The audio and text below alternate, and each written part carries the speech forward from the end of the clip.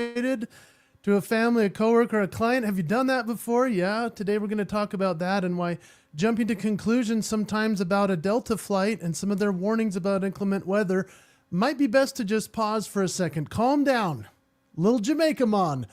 Baby, don't worry about a thing, 'cause every little thing's gonna be all right. So I've spent 30 years almost commanding the stage, and today I'm talking about the 5 seconds that matter more than any spotlight. Welcome to the Jason Hewlett Show. Return the cart. Keep the micro promise. Load the truck. Show up. Get ridiculous. Take care of the body you've been given, because character's a habit. Habits are built one cart at a time. I'm Jason Hewlett. This is the Jason Hewlett Show. Yeah, welcome to the Jason Hewlett Show, where we use lots of F words: faith, family, fatherhood, freedom, fitness, funny and farce, as well as the fulfillment of your promises. So today, 5 seconds. That's the whole episode. Not 5 seconds long, but talking about 5 seconds. In freedom of speech, we're going to talk about the 5-second pause, which is a little different from Mel Robbins' 5-second rule.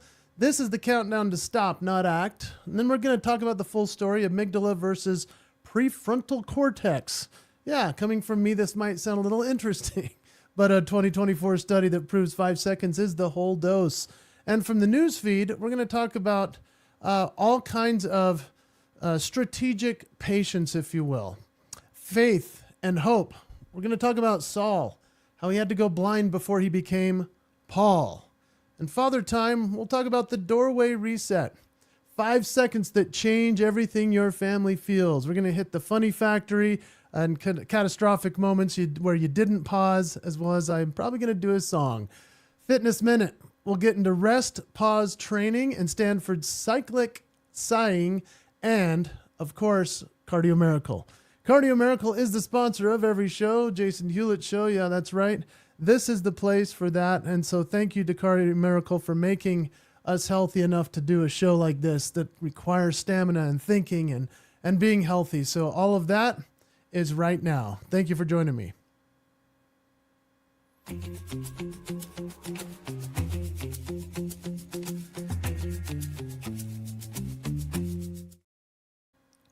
Freedom of speech. Let's talk about the 5-second pause. I want to talk to you about 5 seconds, the space between what happens to you and what you do about it. The fastest leaders aren't the best leaders.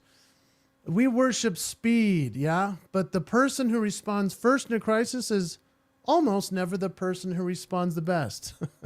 Are you the person who reacts quickly with chaos and jumps to conclusions, or are you the leader who is the calm in the storm, who can handle the facts without firing off demands and orders before the team weighs in and has the whole story? I'm going to tell you about a quick experience that I had yesterday, actually, as I traveled and over this last weekend.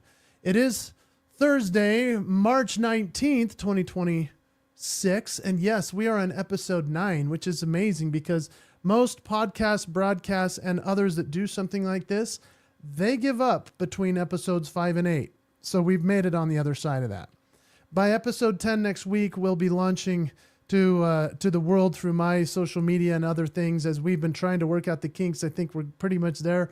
And so we're excited because I said if I have to record at least and create at least 10 of these before I start telling everybody that I'm doing it, because I just wanted to see if I was ready. But in the last couple of days, I've been traveling. I had events where I was the speaker. It was a wonderful time. I love getting the chance to speak. So if you know anybody that needs a speaker, I would love to be that guy. But here's what happened. I had a scare, and the scare went like this. I was supposed to fly from Utah, which is normally snowy in March, all the way to South Carolina. Now, South Carolina is not usually snowy in March. However, Delta tried to scare me for 48 hours. They sent me a notification every 3 hours suggesting that my travel would be compromised due to inclement weather that they were predicting. Now, I appreciate that they would send that to me. It's part of their promise to over-communicate. That's awesome. They said that all of the Northeast was going to be smashed by weather and Armageddon, essentially, and that nobody should travel at that time. And so it freaked me out. I started doing research to figure out, okay, I went right away to look at rebooking a flight, either on Delta or somewhere else, because I thought, well, I'm going to get to my client. The event was on Wednesday, and I knew I had to get there. And it kept saying, hey, look, Tuesday and Wednesday are going to be no travel days. Like, you don't want to do it. Don't come out here. And so instead of jumping on and buying something real quick and changing my flight, I decided to do some research, and it was a lot of research. I had to look up things that were difficult. I had to make phone calls. I had to look ahead. And what I found was that, yeah, there was predictions of bad weather across the Northeast, and it did hit some of it, but it absolutely missed where I was going. Like, when I landed in Atlanta, because I just stuck to the plan, I did not change anything. I just decided, after talking to Delta representatives and others that were like, yeah, we've been told there's a problem, but it's probably more likely if you just stay on your original flight. I'm glad I didn't overreact. I'm glad I didn't just go buy something too quickly, and instead paused and figured out the plan. Once I landed in Atlanta, I was stunned. There wasn't a drop of rain. Got to South Carolina. It was clear and beautiful as day. And I just find that interesting, that I don't know if Delta was trying to help me or if they were trying to divert me so that they could put other people in my seat while they've had a lot of travel issues. I love Delta. I mean, I promote them all the time, but this also was a confusing thing for me. All I can say about that is pause matters. Stopping and trying to make it so that we can, have a great decision without affecting too many other things. You see, it would have ruined my client's day if I wouldn't have made it. I had one of my favorite events I've had in a long time with this group, and so it was a wonderful thing. But that's the story about why it's important to pause. And sometimes we just have to relax and calm down, even if something seems like an emergency. Oh, I'm seeing my buddy right here, Captain Kindman. Randy's on watching. Thank you, Randy. He says, keywords, you didn't overreact. That's right. And a lot of people are overreacting a lot in situations like that, rebooking a flight or canceling everything or whatever needs to be done. Now, sadly, that changes the game quite a bit. Here's what the science says. A 2024 study in communication psychology put couples in conflict scenarios. So we're talking couples now. One group responded immediately. The other waited 5 seconds. Yeah. So this works whether it's in travel, in business, in your life, with your family. Aggression dropped significantly, and 5 seconds was just as effective as 15. So that's the whole intervention, if you will. Wendi Zimmer says even a 1 to 2 second pause activates the prefrontal cortex. She's a neuroscientist, so she knows. Without it, your reactions come from the amygdala. The prefrontal cortex needs a runway. 5 seconds is that runway. I like that, right? MIT found something that blew my mind. It said people who paused were perceived as more confident, more trustworthy, more competent. And Forbes in February 2026 said a pause is not hesitation, it's discipline. That space is where judgment lives. So some of you know Mel Robbins. I've been friends with Mel for a long time. We had the same agent, a decade ago. We had the same agent. We were getting the same gigs. And now Mel Robbins is like a household name. Like, she's now Times Person of the Year kind of a person. I mean, it's amazing to watch your friend explode to success. And she came up with the 5 second rule, which you may have read her book. If you haven't, you need to check it out. It's incredible. She's one of the great thinkers and speakers of our time. And she counts down and acts 5, 4, 3, 2, 1, go, right? You've probably heard her. The rule works. I mean, she's made her career off it. Now she's got Let Them, which is an incredible philosophy and book as well. So check out Mel's stuff. But I want to mirror the image of that if we can. It's not to disparage what she's teaching. It's just to say there's another variation on it. Mel says, don't think, move. My rule I'm talking about today is don't move, think. So both are true, right? Knowing which to use at which time. That's essentially eyes open, mouth closed. Like, when are you going to make sure that you're doing something at the right pace and right time? So as I'm thinking through all of this, I hope that you're thinking for yourself, okay, what was the last time I instantly regretted what I reacted to? What would have changed with 5 seconds of just being calm and every little thing is going to be all right? Hey, once in a while we have to just slow it down. Maybe it's in your marriage, your team, or your parenting, but the leader you most admire, they are known for being the fastest to speak or the most deliberate. It's up to you, right? But what one relationship would change if you committed to a daily 5-second pause? And what's stopping you from starting today? Captain Kindman, he's commenting, so we're going to talk about him. It says when people don't exercise self-awareness is to respond quickly without pausing. Yeah, there you go, self-awareness. We're probably going to talk about that more. When we take the time to pause, even in 5 seconds, we can turn the temperature down. I love that, turning the temperature down. That's what we're talking about today. And so as you're thinking about why we're doing this show, one of the reasons I do this show is to bring you good news, to give you a new light, a new way of looking at things. Everybody's talking about go, go, go. I'm talking about pulling back today. And so let's transition out of this to the next segment. 5-second changes, reactor or leader. We've talked about the principle of that. Now let's open the hood, the science behind the pause, right after this.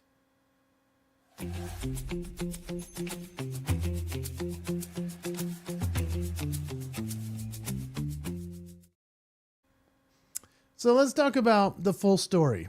Your brain on 5 seconds. The neuroscience of not reacting. It starts with the amygdala. It's about the size of an almond. It's deep in your temporal lobe. And threat detection changed since the savannah, and your spouse uses that one tone. Amygdala. Same alarm. Threat. React now. The prefrontal cortex is the other part. Logic, empathy, moral reasoning. You guys know that I don't know this as a scientist. I'm just reading what I have researched. And so I hope you understand. I'm just coming from this as a person reporting what I'm learning as well. But someone named Adele Diamond said, the ability to resist temptations, stay focused, take the time to think. That's the prefrontal cortex. So the amygdala fires in 12 milliseconds. The prefrontal cortex needs seconds. And respond before they elapse. You're running software that makes your wife asking about the schedule for a bear charging the campsite. So sometimes we do need to choose the amygdala response. But let's just talk about why it matters in the sense of all of this. There's a promise.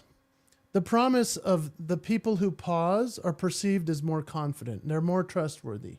They're more competent. And when you pause, I respect you enough to get this right is essentially what you're saying to me. So the promise is as follows. The team you're leading causes a major issue. The pause matters. I mean, you could very well truly damage the good you've done as a leader if you overreact. If you send that fast email or mandate on Slack, equally don't wait too long either, right? Because this is the fine balance. It's the tightrope. Sometimes it's 5 seconds and jump, and other times 5 seconds and breathe. As a parent, this is something I get to deal with every day, truly. I receive notice from school that someone is failing, and I flip out. Have you had that happen? I got that email the other day. Your child is failing, and I'm like, ah. Or I can do some research instead of confronting my child, who's just having a nice day, and realize, oh, well, this is an automated message going to all the parents in the school about kids who are failing. Log in to see if it's your kid. That's not very nice, but that's how they send it out, I guess. That's a big difference. The pause matters in this instance, but we also can't allow the taking of the pause to keep us from the doing. For example, I want to play the piano for you today. And what's interesting is I've been having some challenges with audio equipment in this office. You see, last week, the microphone had an issue. I didn't even know about it. But around minute 17, the audio changed on me, and I didn't know, and I did a whole almost hour-long episode. When I went back and watched it, I was so sad because it was such good material. We've had to work really hard to recapture that. So this is a new mic. I have a new setup with my piano right next to me. I'll show you a little shot of what that looks like. You'll see me over there in a minute. and you'll hear me. And if you're watching this later or listening on the podcast, but I want to play the piano for you guys, and I'm hoping the equipment works. I'm trying to talk myself out of it all day. But if the promise of this podcast and broadcast is to try new things and to push myself to do new stories and try new songs, then I can pause and learn how to use the equipment better and gather my thoughts. I even tested it out quite a bit and sit down and play the piano and sing for you. Whether you want a singer right now or not, that's part of what I do. I do music, so we're going to do that. I mean, we'll get there further in the episode, but that's how we must go from throwing the idea away and giving it a full pause, hard stop, and saying never, I'm going to never do it, to thoughtfully working our way through self-doubts, challenges, and concerns of acting too quickly as well. So don't let the pause stop you completely. But when it comes to doing something, it's okay to just go for it. So, Captain Kyman says, I love that statement. People who pause garner more trust. I think that's right. They absolutely do. And thank you for being here. What a guy. So questions for you. When was the last time your amygdala ran the show and it cost you something? Think of a recurring argument, let's say. What shifts if you commit to a 5-second pause every time that trigger appears? Or where have you been rushing to respond because you thought speed equaled competence? Now, if emotions have a 6-second lifespan, every reaction you've regretted was born in a window you had the power to outlast. So what emotion would you stop feeding? And who in your life would benefit most from the gift of your pause? I know a lot of people would for me. And that's why I'm committing to that today. I'm making the promise to do that. That's the overarching theme of this entire broadcast and podcast, is to say, what is my promise to myself to make things a little bit easier and a little better in my life? The brain is clear. All right, we've gotten through all of this good stuff. So now, as we transition to the next portion of this episode, we're going to look outside at the world stage from the news feed right after this.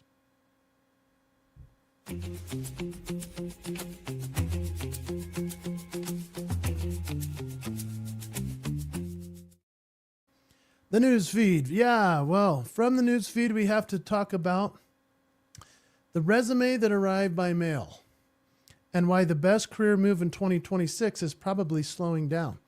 Yeah, how to get a job in the market today. They say stand out, be different. Well, I know that I've talked to a lot of people recently that have said, I'm trying to find a job through LinkedIn and or my network and resources. And I can't even tell you how frustrated all of my peers are that are absolutely overqualified and cannot find the gigs or opportunities they want. And so the question is, if you stand out and you're different, how do you do that? Especially in a electronic capacity and world, because, don't go to LinkedIn. Don't send an email. So maybe you need to send an actual letter. This story came from Sarah Jackson in CNBC, and this came across yesterday. It says this: a 25-year-old got a job by mailing in a resume and a cringy note. Camille K. Manaus got a job by mailing her resume. You heard the word mailing, right? We're talking stamp, letter, actually driving to a mailbox. And she mailed her resume to companies she wanted to work for with an envelope and a stamp in 2025. That is a humongous thing. At a time when many job seekers liken the search to hurling application to a black hole, going old school helped her get hers in front of an actual person. So she tried to do all the traditional things this article continues to say. It says she went to LinkedIn. She paid for a premium account. She applied to popular job boards. She went to companies' websites. She did all the right things, and she wasn't getting any traction. 4 months into her search, she decided to try something old school. She turned to snail mail. And she thought, this is what she said: if I mailed it, it would get to someone. It's not like an email that will just land in the spam folder. You receive mail on your desk and you're like, well, I'm going to open it. It's addressed to me. How about you? Have you noticed that? When you get mail, you open it. It's different than it felt about a decade ago when we were like, why is everybody mailing me? So I think about that when I'm looking at this going, yeah, you know what? That's actually a great choice.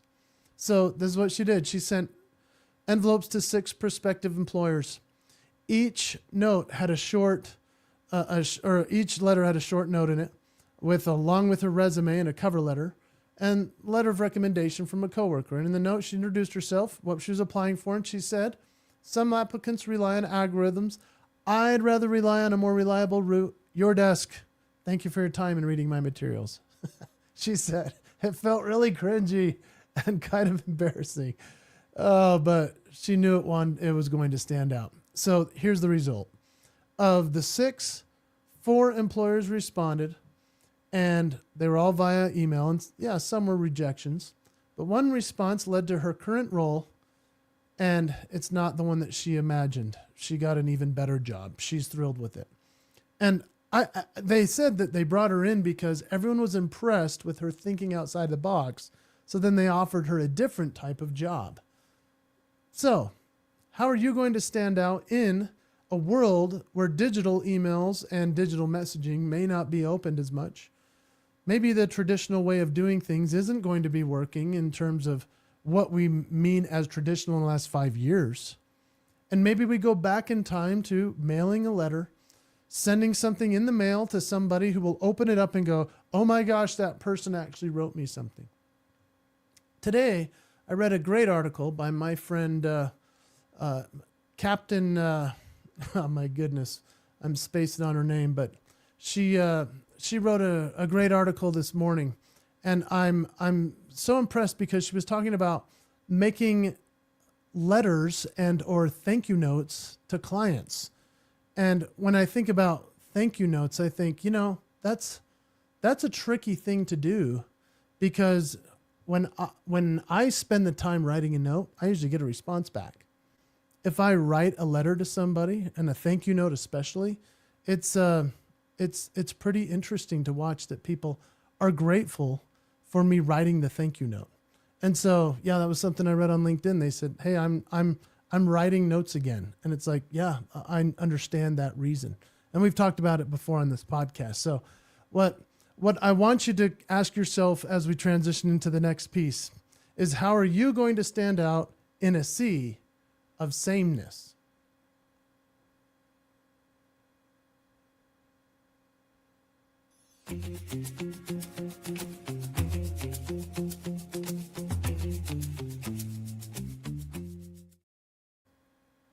So let's talk about faith and hope. This is part of what makes this podcast different, in my opinion, is that we really try to bring God into the conversation. And if you were to listen to an influencer, a podcast who's very famous, they probably don't have a segment like this, and that's why we do it. And so before Neuroscience and before Forbes Coaches and LinkedIn and all of that, this idea is ancient that I'm about to talk to you about. It's from Psalm 46:10, which is in the Bible. It says, "Be still and know that I am God." Have you heard that before? Be still and know that I am God. So most people read that as a gentle encouragement, but remember, Psalm 46 is a war psalm. Nations were raging, kingdoms were falling. In the middle of the storm, be still. The most counterintuitive command a leader can receive probably is to do that. And so when I think about what's going on in the world right now, and I'm not going to touch on like things that are happening that are controversial and are happening in the world, but I can tell you, think about what is going on around our world right now at this minute. Could a pause be helpful? Is action what's most important? That's part of the question today. Saul was on the road to Damascus. You know the story. He was furious, and he was certain he was right. He's all amygdala. And guess what? God knocked him down, blinded him, 3 days in darkness. Oh man, because the pause was the transformation. And Saul couldn't become Paul until he stopped being Saul. And the pause comes before the purpose. So what are some ways in which we can pause? One of the most sacred words is Gethsemane. The cross was only hours away, and every instinct screamed, run. When it comes to the Savior of the world, Jesus Christ, Gethsemane and the cross, he paused. I mean, he knelt in Gethsemane and said, Father, not my will, but yours. Active trust, not resignation. It's the most courageous pause in the history of the world. And just remember that delay is not the same as denial, and silence is not the same as absence. And that was from Leading Saints. My friend Kurt Frankham wrote that. If you're in a season where God seems quiet, the pause is not punishment. So, however feeble you feel, just wait in his presence. The amygdala says react, fix it, force it. The still small voice says wait, trust. Let me just tell you about how you hear that still small voice, because you may not know how to get there. I would ask you, what are you listening to? What are you taking the time to feed your soul? Are you taking the earbuds out and just letting God speak to you? Because when we have nothing else to distract us, whether it's a podcast or music or in the news feed, can we have God talk to us? And he does. When we ask and pray in our hearts as we walk around our day, looking for that still small voice to come into our lives and to change it, to give us courage, strength, understanding, patience.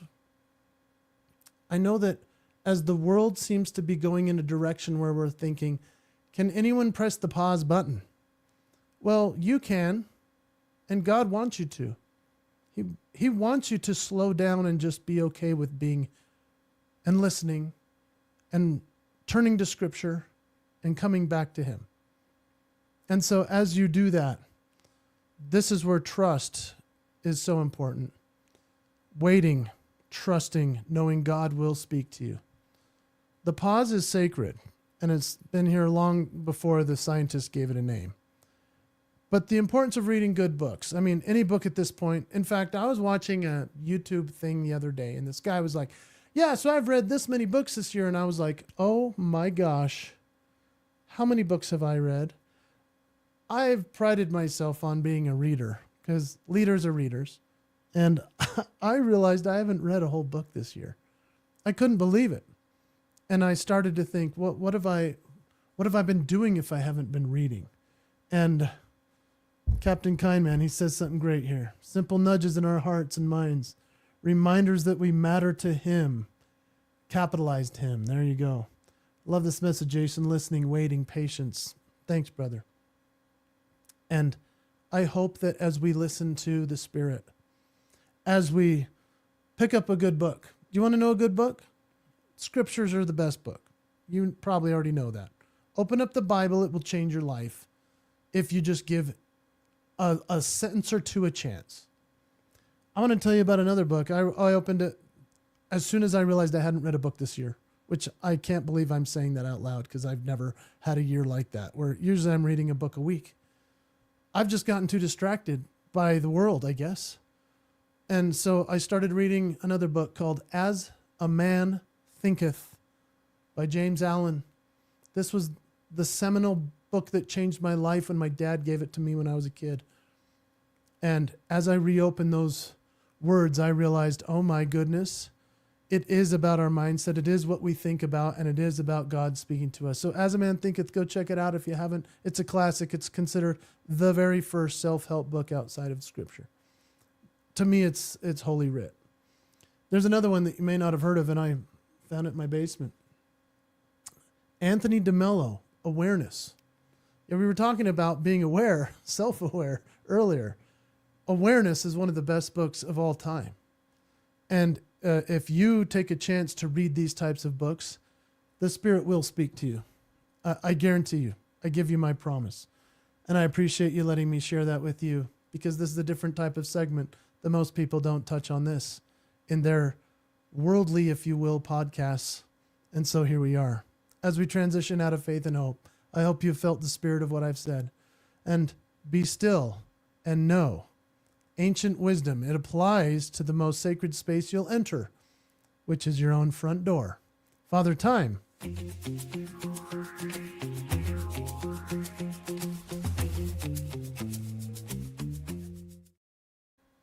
All right.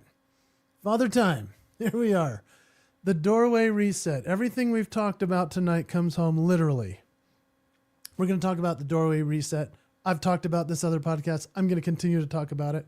Even if you work at home and you're like, well, I don't really have a reset from coming through the threshold of my door. Yeah. Call it your office space, and then you're going into your house. They can be two separate things. But everything we've talked about is going to literally come home to this, because I travel a lot. And in fact, I travel so much that I've written songs about it. And you know what? I was thinking it'd be fun to play you my song. And I wrote a song called The Traveling Man, because that's what I do. I'm a traveling man. And it is an homage to Billy Joel. You'll hear the piano, the harmonica. I mean, I'm hopeful this comes through okay on a broadcast and recording, but the words go like this. And I'm very hesitant to even play this, because most people only want to hear me do covers of songs or songs that are famous that they already know they can sing along to. I'm going to be introducing to you songs I've been writing my entire career, and I never had a platform to play them, because at a lot of my shows, I can't do that. Like, it just doesn't fit in the scope of what I'm presenting. And so I'm going to share with you some original pieces on these broadcasts. But the words of this song go like this. I am the traveling man. My unpacked suitcase says I am. Tomorrow I'll be gone. You'll forget my song, because I am the traveling man. I wrote this nearly 2 decades ago as the way to open my shows. And I played it with a band, and it was awesome. We don't have the band today. It's just me at the piano. But if I were to play the intro of this show for you, you'll know that you've heard different types of music throughout it. But this is the actual song with the band. You ready to hear it for just one split second? I'm going to switch the camera, and then I'm going to sit down and play this actual song.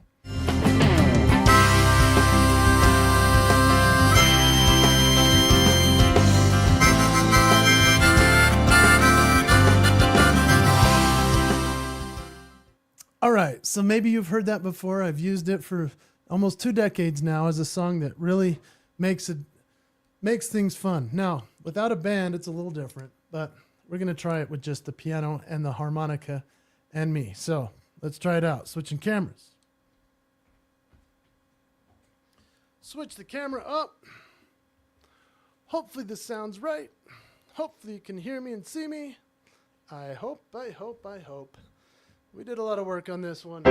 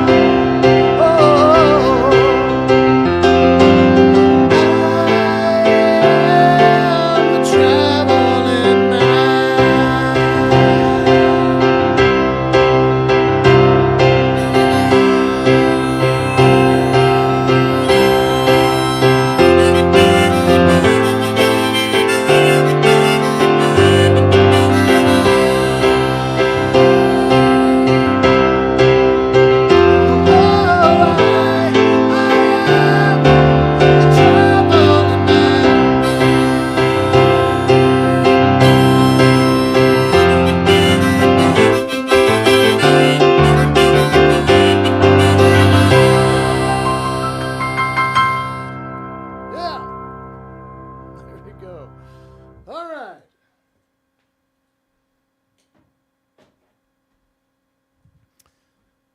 I hope that worked.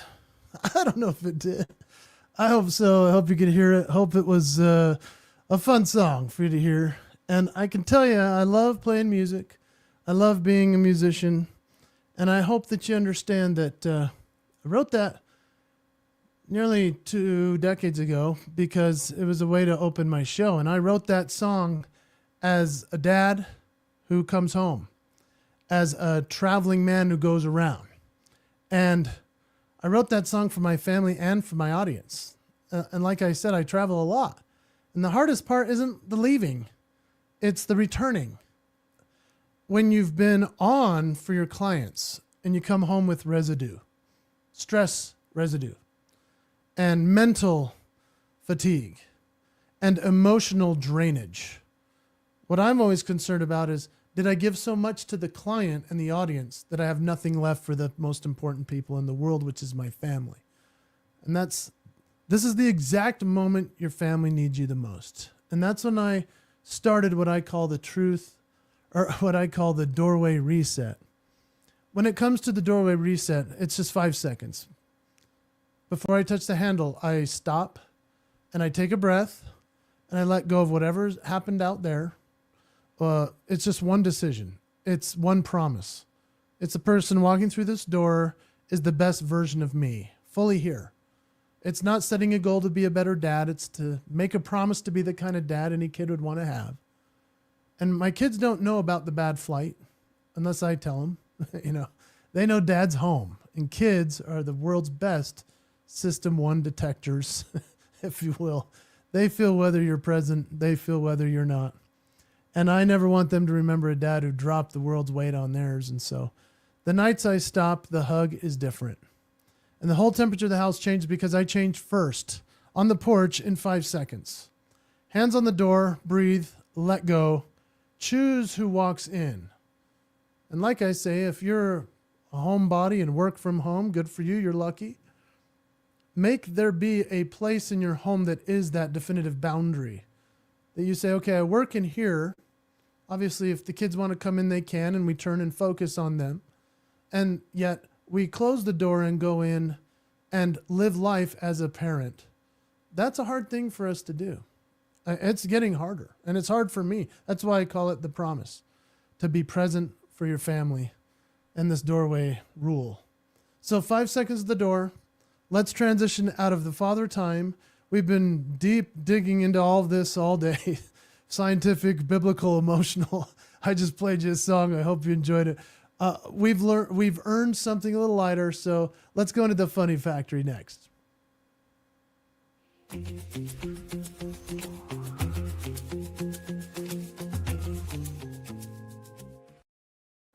The funny factory. Hey, think about, we've been in the deep end, so let's have some fun. Most of us are living in a low light reel of moments where we did not pause. So today, the didn't pause Hall of Fame moments. Let's talk about the kitchen incident. Last Thanksgiving, extended family. I'm carving the turkey. Who wants this turkey? Who likes dark meat? Who likes the light meat? You know what I'm saying. I'm ripping off the legs and I'm pulling out the wishbone. Who gets the wishbone? Right? My mother-in-law, your father always carved it the other way. Yeah, correct response. Smile, move on. No.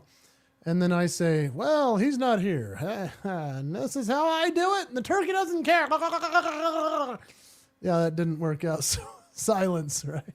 The kind where you can hear the cranberry sauce judging you. The amygdala had the knife and I was the turkey. How about reply all? Yeah, have you ever done the old reply all? The greatest argument for the 5-second pause in the history of technology might be reply all. I know recently, or every single Monday, I get all these emails from missionaries serving around the world in different capacities and places. And I said something very personal and very helpful to this one missionary, and I pressed reply, and I then realized it was reply all. I was like, can I get that back? Hey, please reply all. I once replied to a group thread with a private observation about a colleague's presentation skills. Yeah, it was a colorful piece that I wrote, and the colleague was on the thread. That's when the amygdala types fast and proofreads never, right? So think about the autocorrect text. You text your wife, "I'll be home soon, love you." Autocorrect suggests a very different evening. Sometimes you're waiting and you're thinking, maybe I should just live in the parking lot from now on, or I'll make my own bed on the couch. How about the meeting? Someone presented a clearly wrong chart. Instead of "help me understand the methodology," instead I said into a microphone, "Those numbers can't be right." Was I correct? Yeah. Did it matter? No, even a little.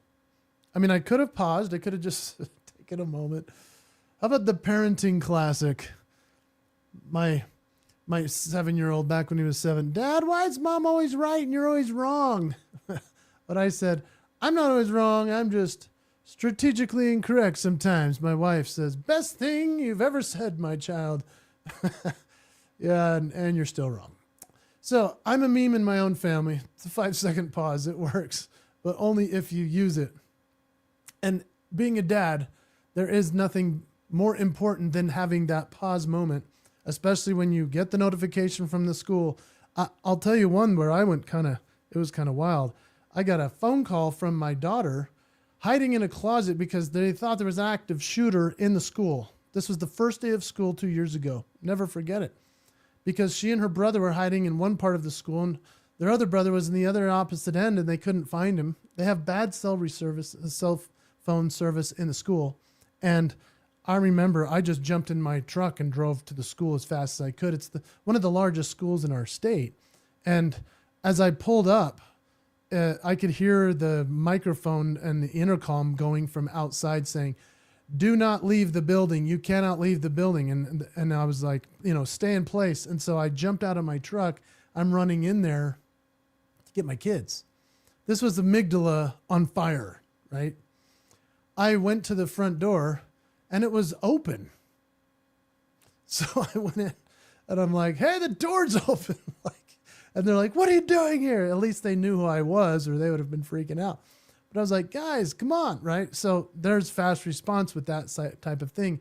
I asked them, "What could I do?" And they said, "Hey, don't do that. Don't come here when we're having an active shooter potential threat." Turns out there was a kid in the ROTC or something that had opened his trunk at school and was going through all of his different rifles before he did the American flag salute for the football game. It was one of those misconstrued challenges. But when you think about that, amygdala on fire, as a dad, it's okay to pause once in a while and be like, "Okay, do they have it? Am I going to let them handle it? Or do I need to go and respond quickly?" The response time, usually we need to make sure that we're not doing something that's drastic. And so I hope that you've laughed a little at my expense, but the pause, it doesn't just work in your brain and relationships. It works in your body. The Fitness Minute as we wrap right after this.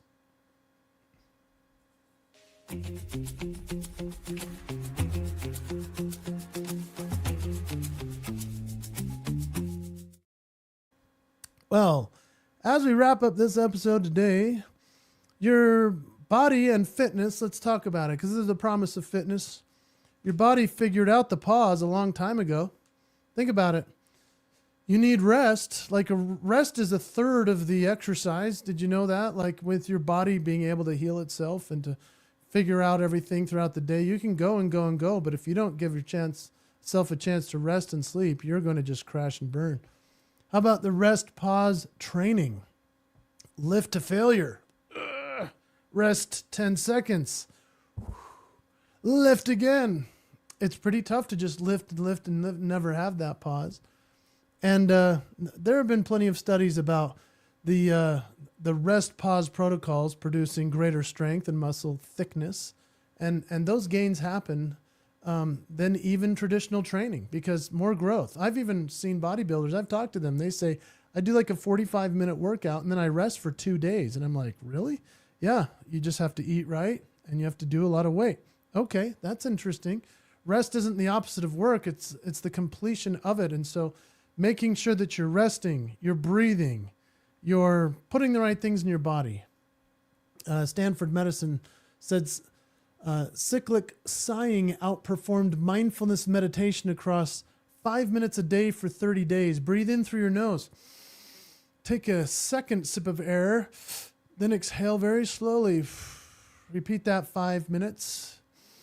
That's good for you. Did you know that as you breathe in through your nostrils, I've read this in some other studies, that breathing in through your nostrils, you get way more oxygen than breathing in your mouth. Even if your mouth is humongous compared to your nose, which mine is. But breathing in through your nose gives you more oxygen. That's why we should breathe in that way and breathe out our mouth. But also, did you know when you breathe in through your nose, you get nitric oxide? Nitric oxide is the miracle molecule that actually helps you to have a clearer ability to cognitively think, to be able to function. Your cells will be regenerated quicker. And so nitric oxide is extremely important. So breath work is part of what I like to talk about, because breathing, pausing, resting, all of those things matter. And then there's Cardio Miracle. And I wrap every single one of these episodes with Cardio Miracle because it is a family business, and I'm very proud of my dad for having formulated this. He is the premier and pioneer of nitric oxide, and obviously scientists have proven that nitric oxide is something we all need. This does not have nitric oxide in it. However, when you pour it in your drink, because it's got arginine and citrulline and 58 plus natural ingredients that are going to help you and completely give you the nutrients you need. Well, when you pour that in your water and you drink it down, guess what happens? It goes into your bloodstream, and the next thing you know, your vascularity is improved because the blood flow is ignited by nitric oxide. It's a miracle molecule. You should look it up. Look up the importance of nitric oxide for your health and for your life, for your brain, for your body, for your recovery. If you will take nitric oxide supplementation, and whether you take Cardio Miracle or not, it's up to you. But I can tell you this, Cardio Miracle for me has been an absolute game changer. And if you want to get some, here's the QR code, or just go to cardiomiracle.com. And I can tell you this, when I don't take it before a workout, my workout's not as good. When I forget to take it after a workout, it takes me longer to recover. Because when nitric oxide's in our body, we are able to regenerate, and we're able to get our cells to a better space. They're elasticized. It's just such a powerful supplement. And a lot of people don't like supplements. I think supplements are important, especially if you know you're lacking in certain things. Did you know you might be lacking in vitamin D3? Vitamin D3, how do you get that? You go out in the sun. It's been kind of a dark winter for some. Get some sunshine. Well, if you can't get it, guess what? Drink Cardio Miracle. Guess what happens when you drink it? It releases vitamin D3 from your fat cells. That is a scientific proven statement. Now, if you want to have that, that's something that's wonderful.